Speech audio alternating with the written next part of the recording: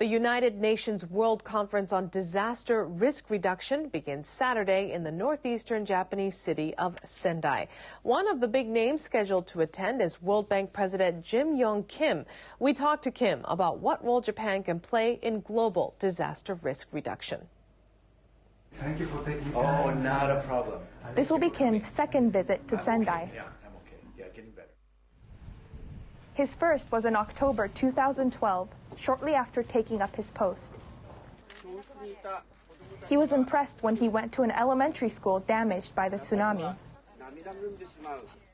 Having drills, for example, they had drills in those schools, and so they were prepared in those schools. We're now trying to ask ourselves, shouldn't we apply these principles of preparedness, of making sure that you're investing in the right kind of infrastructure? The World Bank and the Japanese government last February established a disaster risk management hub in Tokyo. The idea is to help developing countries cope with disasters. Specialists from around the world compile information about the effects of major calamities. They offer developing nations technical advice that suits the local situation. The World Bank issued a report last July that offers advice to developing countries. It's based on knowledge and experience that Japan gained in the March 2011 earthquake and tsunami. I think there's so much now very good data on how important it is to prepare. And so in Tokyo, the fact that we have this disaster risk management hub is affecting our thinking in so many other areas. The things that we're learning through our experience in disaster risk management are not only going to help us prepare countries all over the world to disasters, but it's even extending to things like pandemics, which are themselves disasters. Now, in pandemics, what we know is that the difference between a response that happens in a few hours versus a few weeks or months is huge.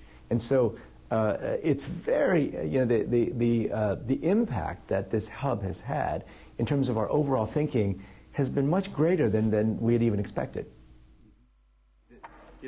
The joint effort of the World Bank and Japan underlines how crucial it is to get financial aid quickly to those who need it. Kim says disasters stretch the resources of developing countries.